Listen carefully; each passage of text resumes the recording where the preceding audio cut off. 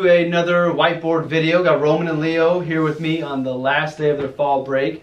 They asked to come in and do a video with me.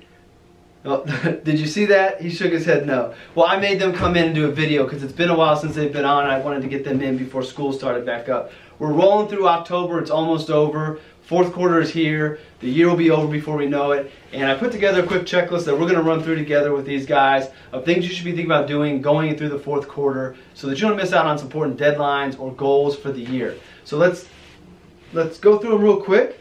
Then I'll go back through on each one and give you a couple points to go with, and then we'll let you go on your way. So we've got tax planning, 529 contributions, workplace benefits, health insurance exchanges, IRA contributions with an asterisk, I'll tell you why on that, charitable contributions, rebalancing, and goals. So let's go back up to the top and talk about tax planning real quick. You know, at the end of the year is here. You have until the end of the year to bank some losses. So tax loss harvesting, we've talked about that before on the Whiteboard series. If that's part of your investment strategy, you've got to the end of the year to take some losses on paper and be able to bank those or use those to offset some of the gains you've had this year. So if that's a part of your strategy, don't forget to take advantage of this volatility we've had lately. Maybe you're able to take some losses, do a good tax loss harvest strategy to be right back in the market, but have these losses on paper. So don't forget the tax planning from that standpoint. And also, going into a new year, new tax laws, we're getting a better understanding of what our tax picture is going to look like. So you may need to make changes to withholdings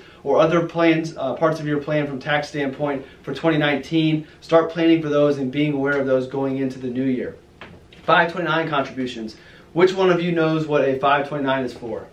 What? College. College. What about college? What does it do for college? Money. Money, yeah. Do you know anything else, Leo?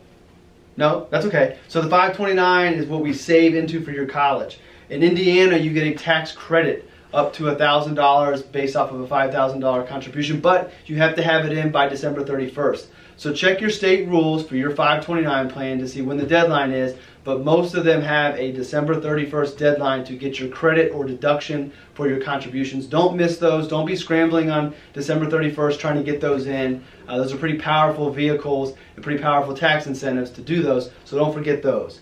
Workplace benefits, November into December typically tends to be open enrollment for insurance, whether that be your health insurance, life insurance, disability insurance. Make sure you're evaluating those and choosing those. When looking at your health insurance, are you using an HSA with a high deductible plan? Does that make sense? If you're not, should you? Take a look at that, but make sure you don't miss the opportunity to make changes on your workplace benefits this fall. Health insurance exchange, if you are unfortunate, and I can say that because I had an exchange policy, to be on a health exchange policy, you have until the end of the year to get your policy picked out for next year. Now, typically they let you make a decision in January to be effective for February, but if you want to make sure you have insurance in place for January 1st, you need to make your decisions and choose those on the exchanges in December. So don't miss those deadlines. You don't want to go without insurance for any part of time. So check those dates. IRA contributions with the asterisk. So technically you have until April 15th or whatever the tax day is of the following year to make your contribution. But why not just get that taken care of, cap that off by the end of the year, have your contribution done, and then start the New Year's contributions for 2019.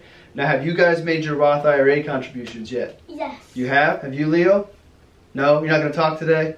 So you have been making your Roth IRA contributions throughout the year, thanks to Mom and Dad and your little modeling gigs and doing these videos with us. But don't forget to make your IRA contributions, get them out of the way, have that taken care of, roll into next year. But you do have until tax day, but I throw this in on your end of the year planning.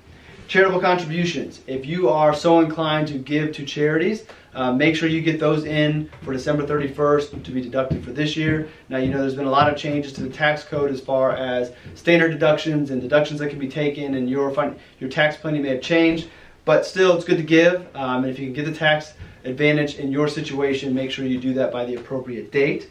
Rebalancing, we've had a lot of volatility as I mentioned earlier. A lot of people tend to have a rebalance, shifting investments back to the way we wanted to start it. For example, if you're in a 70% stock, 30% bond portfolio, and stocks have grown to 80, your bonds have shrunk to 20, then you want to rebalance to 70-30.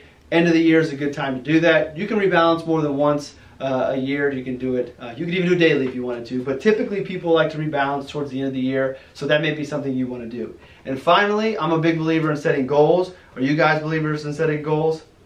So as I explain this, think about a goal that you have for 2019 and you got to share it. So going in through the end of the year, think about things you want to do next year. It doesn't have to be finance. This is a finance blog. I'm a financial advisor. Obviously there are financial goals that you may want to set forth, but set those goals out there, write them down. There's a power in writing them down and seeing them on paper, and begin to plan that for next year. So Roman, what is one goal that you have for 2019? So Roman, what is a goal that you have for 2019? Be on the All-Star team for Indy Premier again. Did you make the Indy Premier All-Star team this year? Yeah. All right. What about you, Leo? What's your goal? The same. The same? You want to be Indy Premier All-Star again? All right, so that's hard work. So again, goals don't have to be financial, but set those goals for next year so you feel productive and you're making your way. Well, that's everything for this video. A little bit longer than normal, but we had a lot of things to get through. So we will let you get to your weekend, and we'll see you in the next episode.